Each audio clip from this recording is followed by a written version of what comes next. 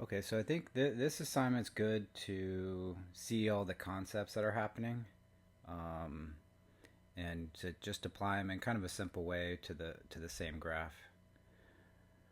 Okay, so so every time you see a graph, first make sure you're super clear on what type of graph this is.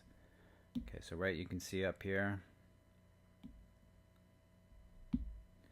this is a position graph, right? And everything gets interpreted in a position graph much differently than it gets interpreted in a velocity graph. Okay, for now we won't have acceleration graphs usually because there's really actually not much information you can get from those. But we'll have a lot of position, and velocity is the most information that you can get from that, or that we know how to at this point. So that's what the main type of graph that you'll see is velocity. Okay, but this is position. Sometimes it's good to at least kind of think of it kind of this way. So think of it like if it's just turned on its side, like this. And think of this as, there's a particle that's on a number line. So let's say you can kind of, here's like the number line, and here's like the origin, 0, and just kind of relating it to this graph. There's 10, there's 20, there's 30, there's -10, -20. Okay, and then kind of what's going on, just to kind of see clearly what's going on, is, here, 1 second. Oops. Okay.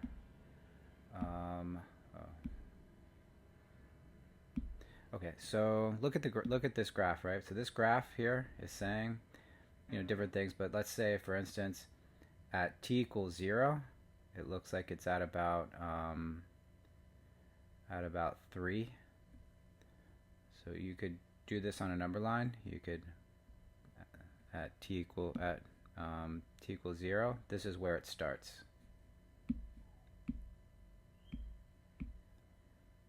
Okay, so right here, this is t equals 0.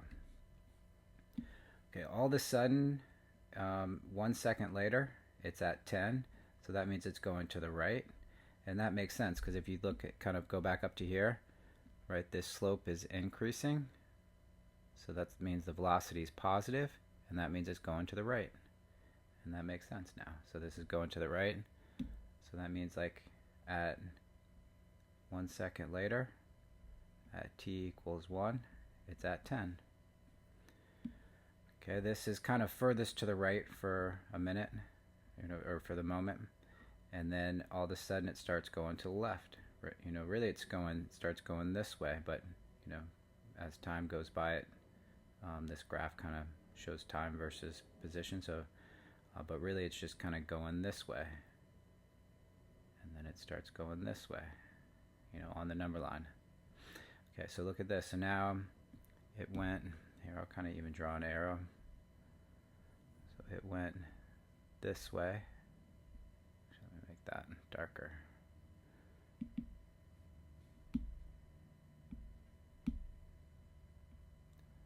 So it went this way. Okay, for that first second, that's this little portion here, and then all of a sudden it starts changing direction and starts to go to the left on the number line.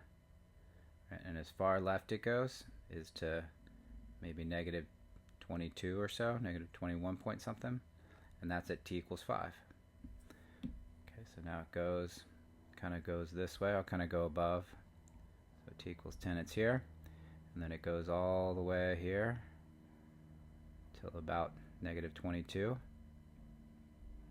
and it stops at t equals 5.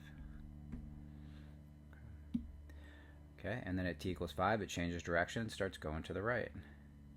Okay, and then it goes, at maybe 7.5 seconds, it's at maybe around 32. And so that's what it does. It seconds. And so it picks up back here and starts going the other way. And then at 22 right here.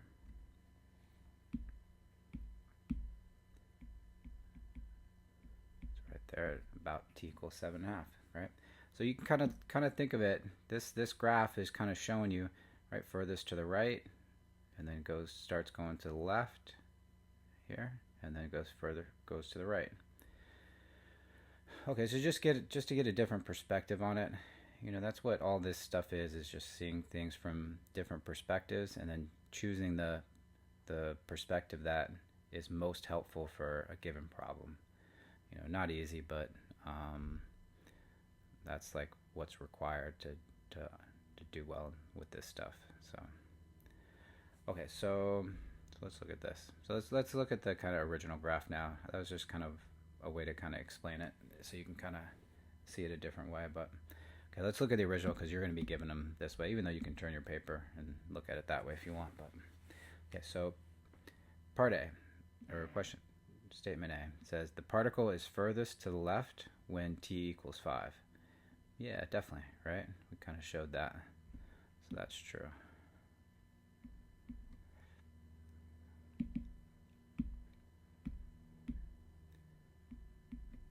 Okay, next one. So the particle is moving away from the origin at t equals 6.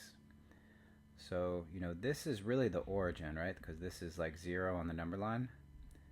Okay, so this is moving, so at t equals 6, no, it's moving like, you know, time is going by this way. And so, actually, let's look up here, sorry, let's look up here. Particles moving away, so no, it's moving towards the origin. At t equals 6, it's right here, it's moving towards the origin. So that's false.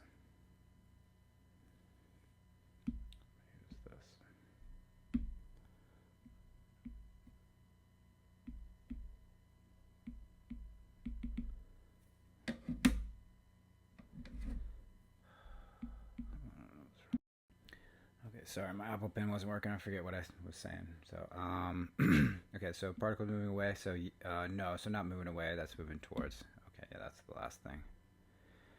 Okay, so that's false. Okay, sorry. Okay, so next one, particle is furthest to the right when t equals 1. Yeah, because kind of, oh, not furthest to the right, no. It's furthest to the right kind of in this little local area, but over here it gets furthest to the right. Because remember, furthest to the right is really up. Furthest to the left is really down. You know, because we're really thinking about a number line. Furthest to the left is more negative, to the right is more positive. But on this view, more positive is up and more negative is down. So, okay, so this is false. There are bigger position values over here, so that would be furthest to the right. Okay, the speed of the particle is faster when t equals 2 than when t equals 3. Okay, so when t equals 2, we're looking at like the slope. So t equals 2 is here. So that slope, compare the t equals 3.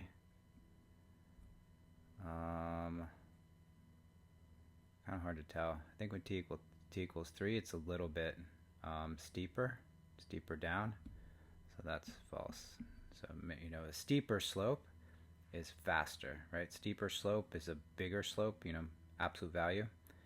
Yeah, because, you know, speed is absolute value of velocity.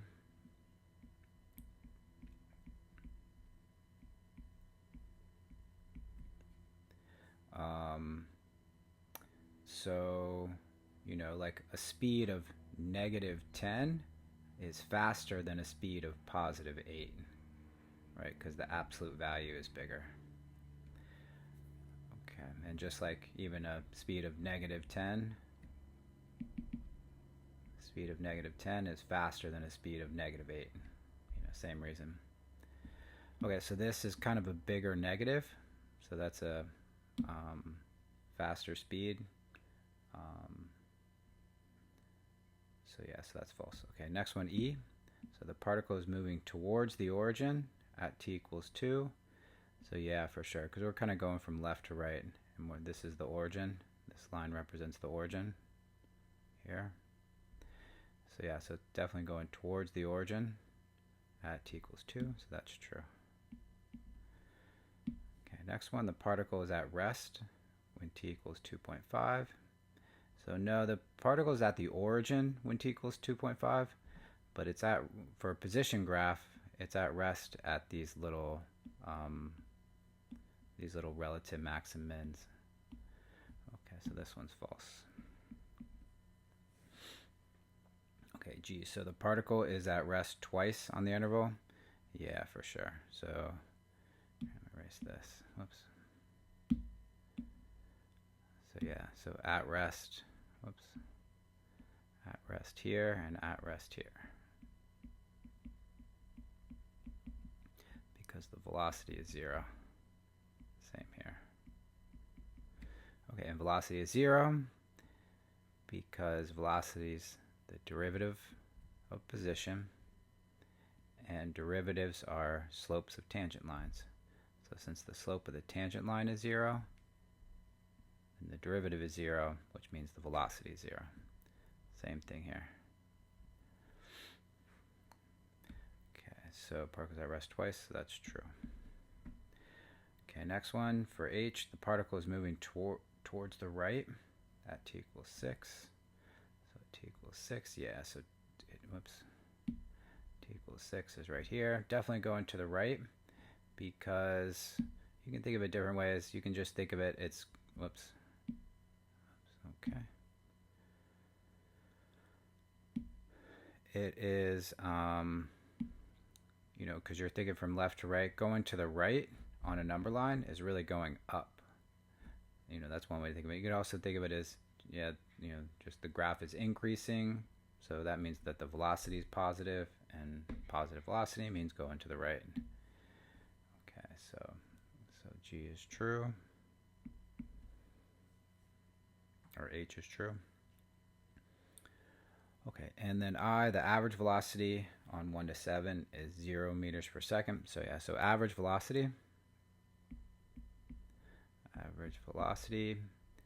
you know, for a graph from 1 to 7, so the average velocity from 1 to 7 is like the line connecting, you know, so here's at 7, here's the graph at 7, and here's the graph at 1.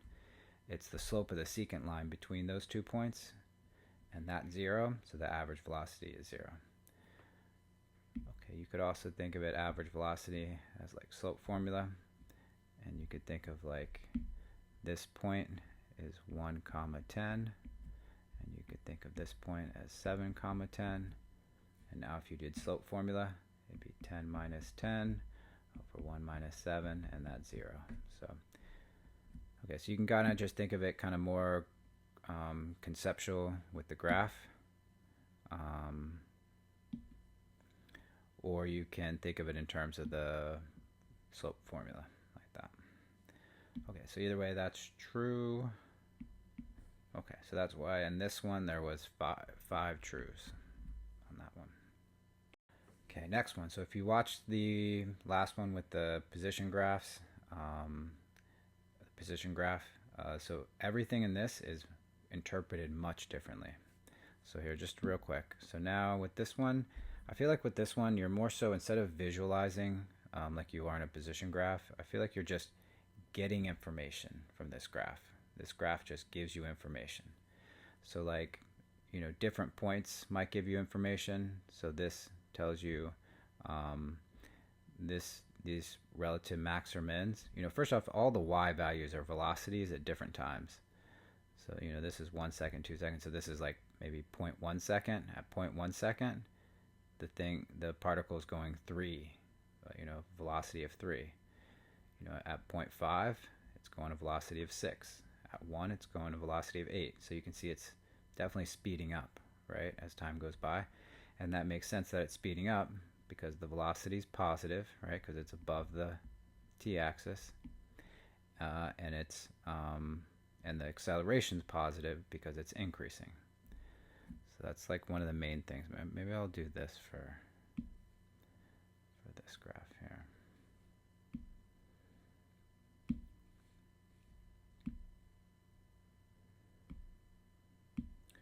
Okay, so this little portion, just to see clearly, and then this portion over here are both places where this is speeding up. Okay, so speeding up here and here. Okay, and then this portion here is where it's slowing down.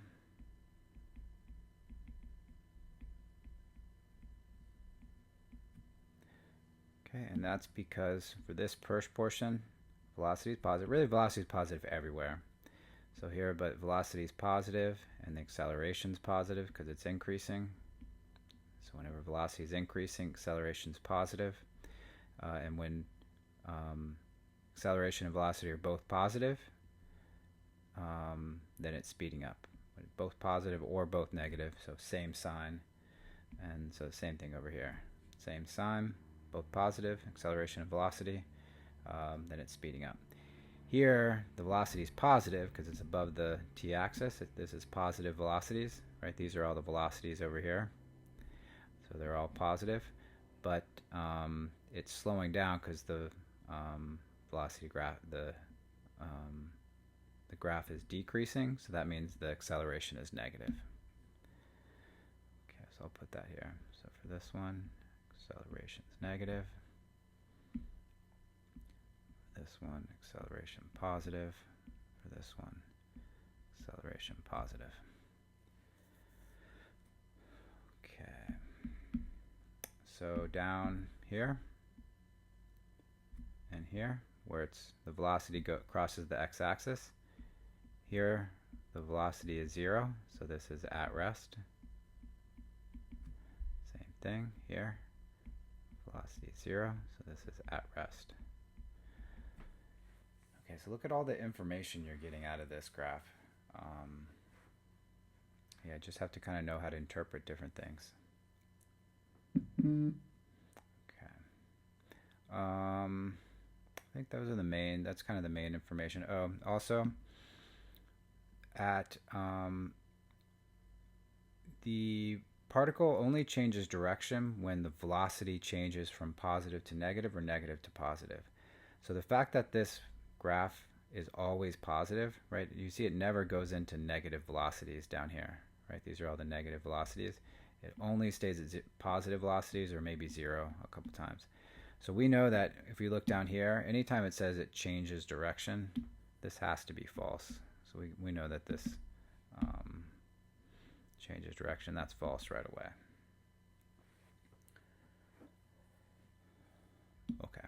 Okay, so let's start answering these questions. So they say the ant is at rest at t equals 0 and t equals 3. Yep, we just saw that. That's true. Okay, so the next one, the acceleration is always positive. No, we see when the velocity graph is decreasing, the acceleration is negative, and it is decreasing, so it's not always positive. Okay, the ant is moving the fastest at t equals 1 and t equals 4.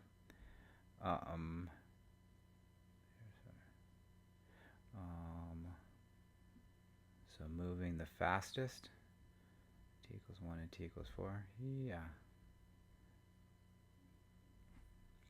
Yeah, they're both 8, so they're moving the fastest at both of those. Okay, that's true. Okay, the next one, the ant is speeding up when t equals 2. So t equals 2, the velocity is positive, right? Velocity is always positive. In this case, about 4, but the acceleration is negative. So when the velocity and acceleration are opposite signs, it's slowing down, so that's false. Okay, the ant's speeding up when t is 4. Yeah, for sure, when t is 4. It's I guess we're kind of even.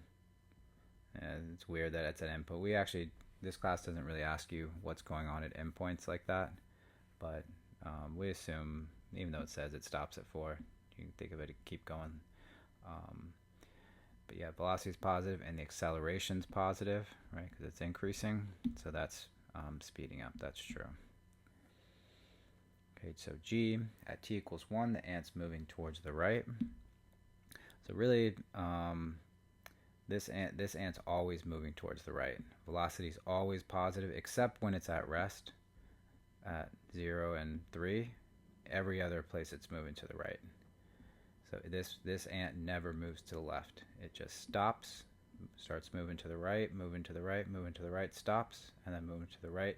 It's just moving to the right at different speeds. Here it's moving to the right at a really kind of increasing speed. Here it's decreasing its speed, right? Here's all the velocities over here. When it's down here, the speed is decreasing. It stops for a minute, but then still keeps going to the right. So it's always going to the right, but just at different speeds. So t equals 1, the ant's moving to the right, so that's true because it's always moving to the right. Okay, next one for H, the average acceleration of the ant is positive over the interval. So average acceleration is the slope of the secant line. So there's the point at 0, there's the point at 4, so the slope of that is positive. Okay, so that means the average acceleration is positive. Okay, so that's true. Okay, just to see that one clearly, so average acceleration is change in velocity. So this would be like, for this question, this would be v of 4 minus v of 0 over 4 minus 0. Okay, and if you did that, v of 4 looks like it's about 8.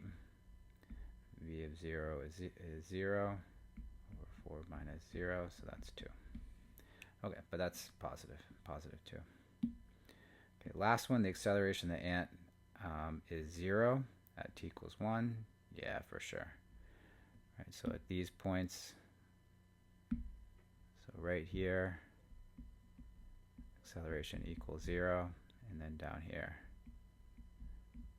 acceleration equals 0.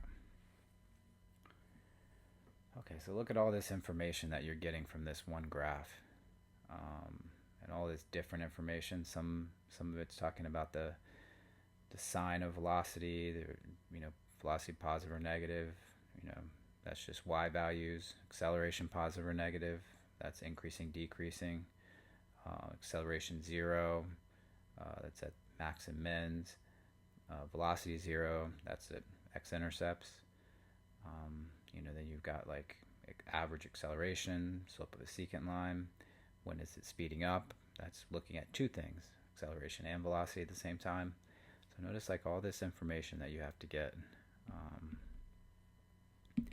and kind of in different ways just from one graph. So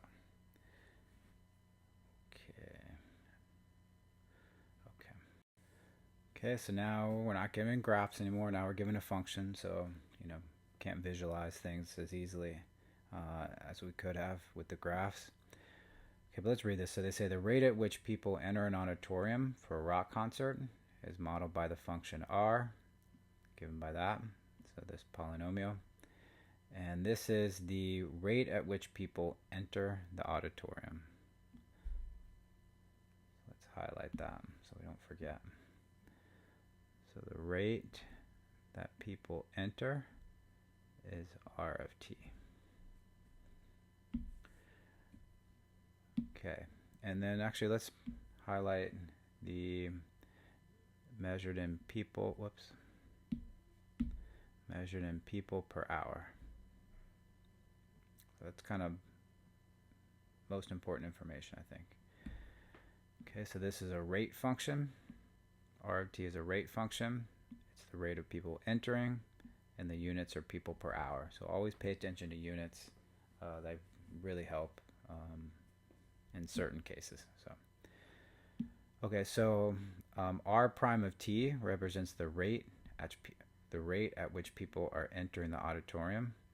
No, the rate at which people enter the auditorium is just r, not r prime. R prime is the rate that the rate is changing. is false. Okay, B. So at t equals 1, the rate at which people are entering the auditorium is increasing at a rate of, the rate at which people are entering is increasing at a rate of 735 people per hour. Okay, so that ends up being true. So for B, and I'll do this in class in the calculator. I'm not going to do it right now.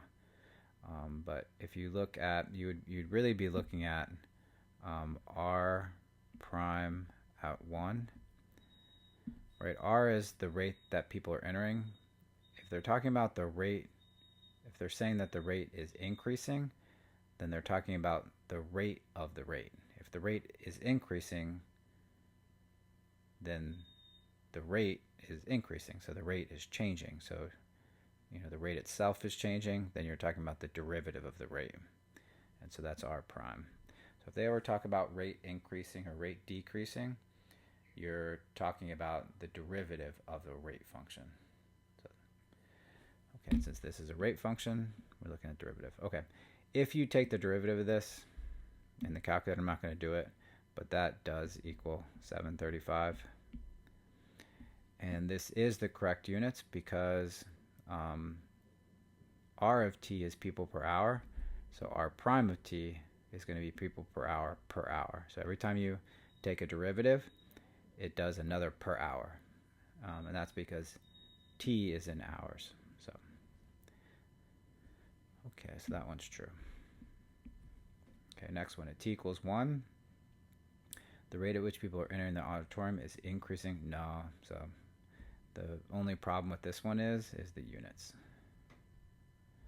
Okay, so those are no good, so that's false. All right, we know from part B, the units have to be people per hour. Okay, next one, at t equals 1, the rate at which people are entering the auditorium is 735 people per hour. No, the rate is just people per hour, right? If they talk about the rate increasing or decreasing, that's per hour. But this is, so there's these units aren't right. So this just has to be false. You don't even have to plug it in to see about that 735. Okay, E, at t equals 1, the rate at which people are entering the auditorium is 735. Okay, E is false. I think it ends up being, because at t equals 1, the rate at people entering, so this would be, that would be R of 1. Okay, and here I'll put this here. This is this R prime of 1 was really looking at like B, and then R of 1 is really looking at like E. Okay, at t equals 1, the rate at which people are entering the auditorium is 735. No, so this, I think this ends up being 705 if you plug it in with your calculator. Yeah, you can even see it from the, from that. Okay, that's 705. Okay, so that's wrong. That's not 735. Okay, so for F, at t equals 1, the rate at which people are entering the auditorium, yeah, so that's right. So that's true. Okay, for G, at t equals 1, the rate at which people are entering the auditorium, no, so the rate at which people are entering the auditorium is people per hour, not people per hour. So those units aren't right. That's false. Okay, at t equals 1, for H, the rate at which people are entering the auditorium is increasing by 705 people per hour. No, we decided for B, it was 735, not 705. That's the derivative, so that's false. Okay, for I, the rate that people enter the auditorium is slower at t equals 1 than at t equals 1.75. Okay, so the rate that people are entering the auditorium, that's R of 1. Whoops.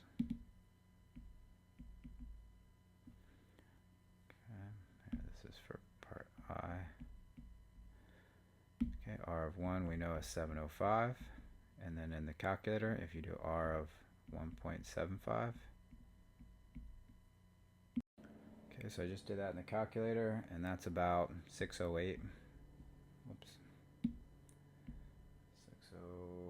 609 maybe. We'll round it. But the rate that people are entering is faster, right? This is at t equals 1, it's entering at, people are entering at 705 people per hour. At 1.75, they're earning at only 609 people per hour. Okay, so that's false. It's not, it's faster, not slower. Okay, so notice with this, this was, a lot of this was looking at units. A lot of this was realizing that this is a rate function. You're given a rate function, which you won't always be given a rate function. Sometimes you're given like an amount function. They could have maybe given a function p of t, which would have been just the number of people in the concert at any given time. So that's just a number of people type of function.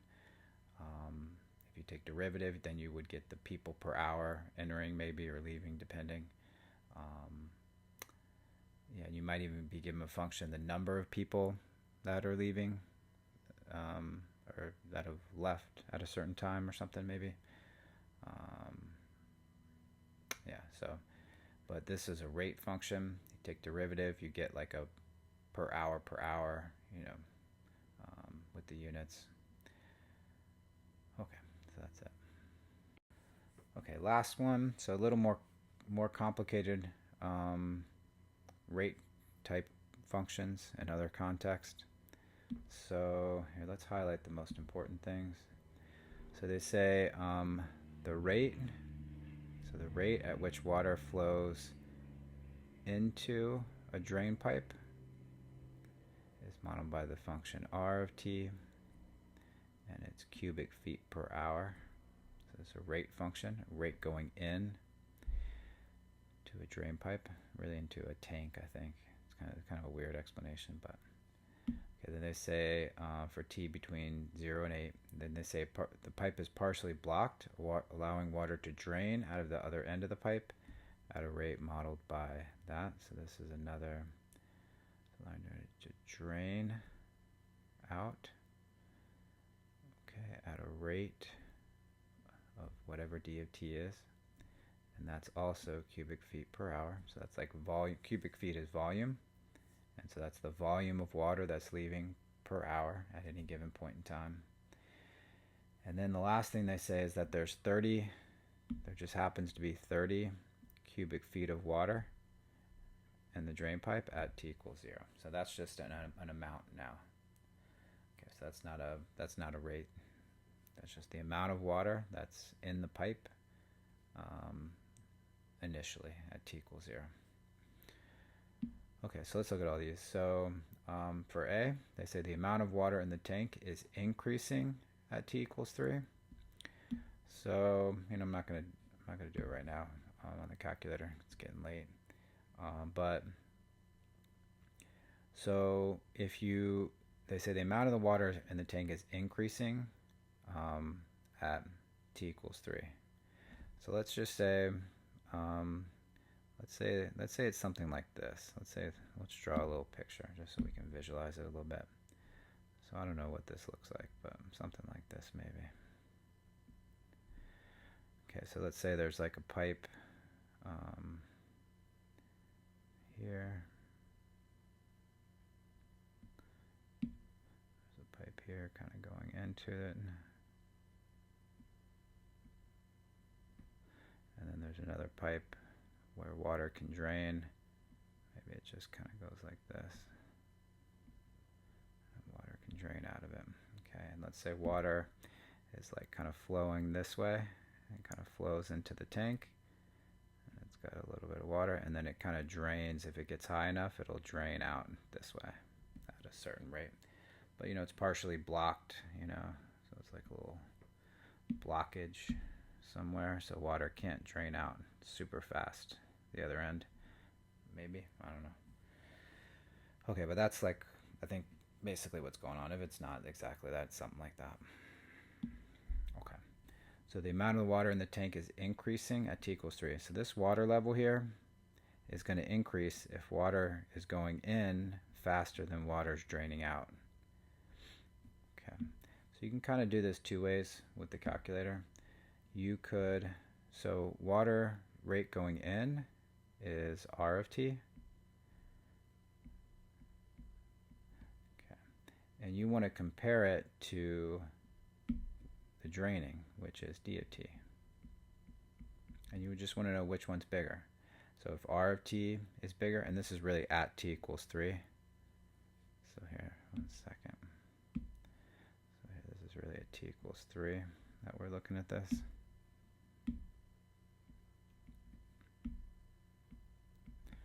Okay, so if you look at R of 3, actually, maybe I'll just do that. Okay, so here I just did it in a calculator, and so it ends up being that R of 3, this is 5.09, let's say, and D of 3 is 5.4. Okay, so water is entering the tank at 5.09 cubic feet per hour, and water is draining from the tank at 5.4 cubic feet per hour. So water is draining faster than it's entering, so that means the water level has to be decreasing, right? Draining faster, water level decreasing. Okay, so that first one has to be false for A. Okay, for B, the rate at which the water is draining from the pipe at t equals 1. And just so you know too, I made y1 equal to R of 3, and then I made y2 equal to d of t. And that kind of makes answering all these questions easier. So like for part B, they say the rate at which water is draining from the pipe at t equals 1 is 1.64. So now all you have to do, once you've got d of t in there, you want to know how fast it's draining at t equals 1, then you just look at d of 1, which is really just y2 of 1. And so if you do that, so I just did that real quick, and that's 1.32. Okay, so that's false. They say 1.64. That's false. Okay, and so that's the next one's true. So that did end up being 1.32. Okay, for D, they say the rate at which water is draining from the pipe at t equals 1 is increasing at 6.4 cubic feet per hour. Okay, so rate increasing or decreasing is going to be the derivative. So we're really looking at d prime of 1. Okay, so you just do math 8, and then put y2 in there, and then look at t equals 1, and it's 1.63999, so 1.64. So that's right. Okay, so that's true. Okay, for part E, question E, statement E, volume of the water in the pipe at t equals 4. So the volume of the water in the pipe,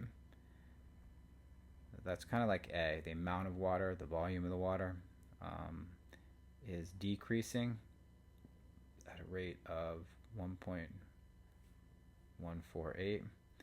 Okay, so in the calculator, to see if it's decreasing at that rate, that means if that's true, that means that y1 at 4 minus y1, sorry, that's entering, so that we're doing entering, so the rate that it's entering at 4, oh whoops, sorry, oh yeah, volume decreasing, sorry. So that's if y1 of 4, the water entering, if you look at that, and then minus y2 of 4 draining. So if statement E is true, then when you subtract these, if the water level is decreasing, that means this should be bigger than this, so their answer should be negative, and it should be if this is true, this should be negative 1.148 like they say. So let's see. So I'll do it in a calculator. So y104 minus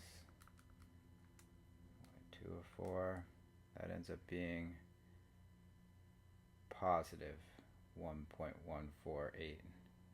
Okay, so that means that the water, since it's positive, okay, that means that the water level is increasing at this rate. So this is not true, so that negative isn't right. So I'm going to kind of fix this. Okay, this ends up being just a positive, and that's why E is false. Okay, for F, the volume of the pipe is not changing for some time t on the interval from 2 to 5.